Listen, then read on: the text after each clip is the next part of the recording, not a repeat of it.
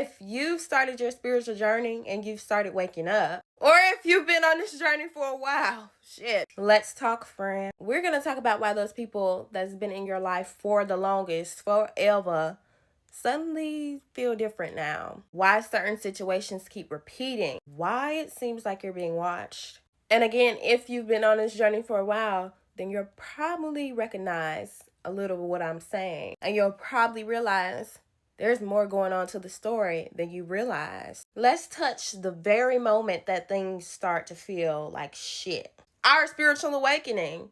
And for most of us, it's our first spiritual awakening. Yes, we have multiple. It's not some pretty moment where the clouds part, the angels sing. It usually starts with discomfort. Something in your life stops making sense. And from there, just like keep echoing. You start asking questions that you can't unask. Like, why am I even here? Why do we all just do this?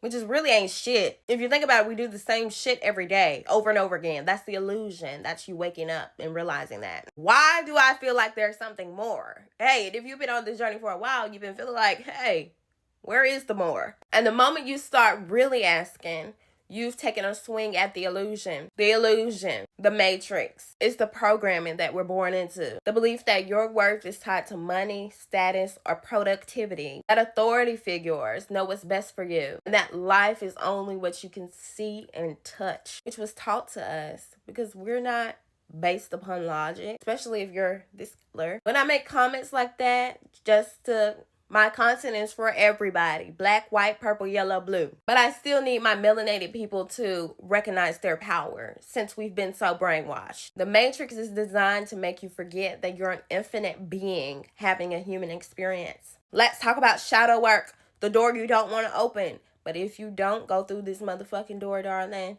you'll stay stuck at the motherfucking front of the gate. And you hear motherfuckers say all the time, in order to get the fuck out, you gotta go in. Ain't no standing in the damn doorway, you know. You gonna go in or you gonna stay out. Sound like my goddamn grandma.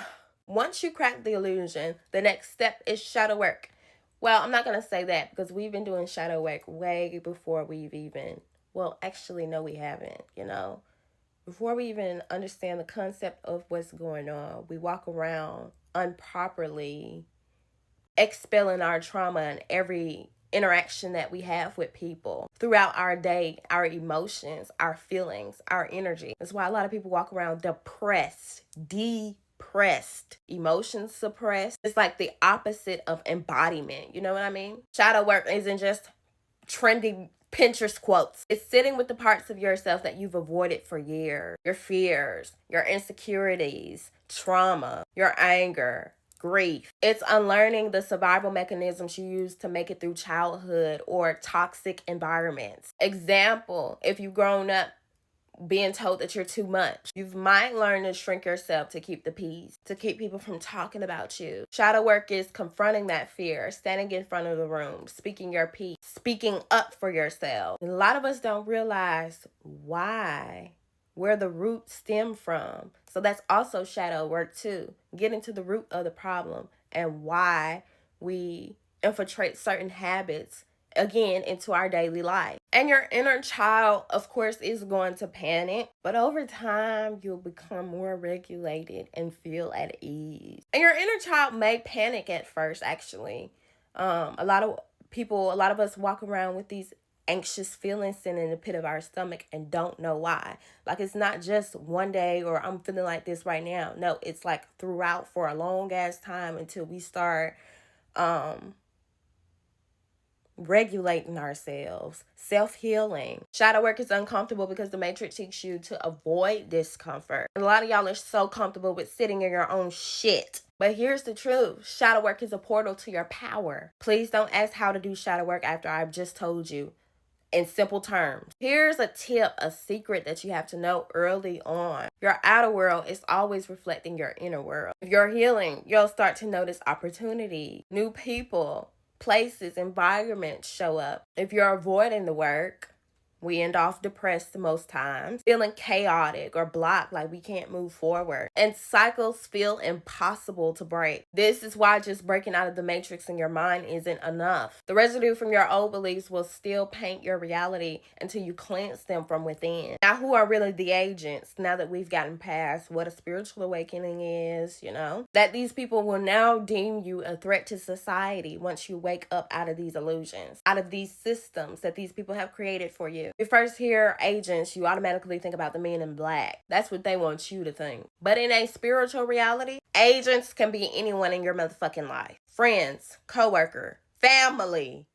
That person you just met that just has suddenly so much opinions about your life. Or that motherfucking random ass girl who's always mirroring you. I don't know, creepy. An agent isn't always consciously aware of their role now. Some are moved like chess pieces by the very energy that you're trying to free yourself from. Their job, keeping you from shifting too far from your old self. This is why we always notice people coming back from our past when we're about to make a big ass leap. Fake ass retrograde. When really, I think those are very spiritual, pivotal times where the energy is more expanded. They never tell us the truth. Usually everything is the opposite. So keep that in mind throughout life. But that random ex texting you, that friend suddenly seeking your counsel every day about the same issue. That's not random, darling. Some people really don't want to, talk to you, or, it's just their way of being close to you, or feeling like they're close to you. When you talk to people, shed any kind of energy exchange, even through a motherfucking text, people can tap into your energy. They're already being used to do that.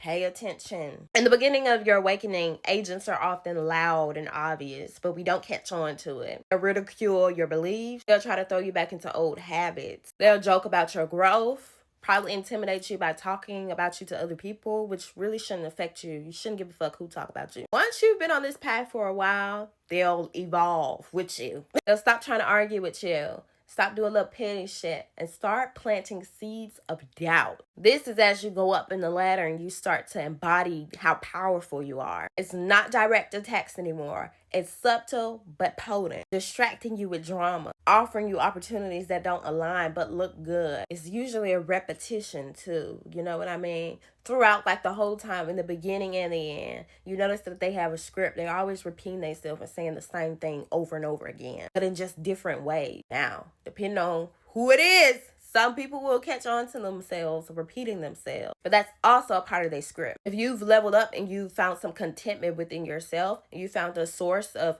income or whatever you're investing your energy into, they're going to try to debunk that so motherfucking hard and get you to go back out there in the matrix, make your money doing a regular fucking job. I used to think it was personal. Maybe it's because they didn't get the opportunity to do what I'm doing, because I'm the first in this bitch doing this shit. But no, it's a part of their script. Why they were sent. We were just talking about this. Agents show up for one reason: to keep you in the matrix, especially if you have a mission. Again, one of their main tactics is repetition, looping you back into old cycles until you consciously choose not to go there. They could be those kind of people who do the same things every day. Just by them doing that keeps you in a loop psychologically to a certain extent until you catch on to it. Again, if you're creating something outside of the matrix, like building your own income, starting a spiritual practice, living differently, they will try to destabilize it. You can't live like that forever. Or if you like my folks, what about next year? Because she swears she's not going to be here. I'm going to be all right before you be all right. Trust! Or you should have a backup plan. You need to get a job. That's risky. No matter what on this journey, take the risk. Signs you're being watched or targeted. Strangers mirroring your private thoughts and conversation. It don't even gotta be a motherfucking stranger. Friends or family showing up right when you're in focus on that project, or you're just in isolation and you're focusing on yourself. Random check-ins that feel like they're fishing in for information. And they probably all pretend like they don't like each other or talk to each other, but when it comes to you, baby, they be cooped up and cuddled up. They can't really hold a conversation with you or talk to you long because y'all's frequencies don't meet. You're too high energy. Your whole being distorts their whole whatever the fuck they got going on. Now that you understand what the signs look like, tell when you're being watched or when somebody's moving like an agent, the real question becomes, what do you do about it? Because awareness is only the first step. Fear is about knowing how to protect your energy, how to navigate when you physically cannot leave certain environments. I'm going to make another part on this, so be ready, y'all. Make sure you're walking in your purpose no matter who or what is trying to throw you off. That's where we start getting into the deeper work. not just holding your frequency. Also tapping into your power as a creator, using manifestation as a form of spiritual warfare. And I'm not going to rush that because that's a whole separate conversation for another day. Who knows when I'll post it. My comments, my DMs are open to any questions, video suggestions that y'all may have. Mwah.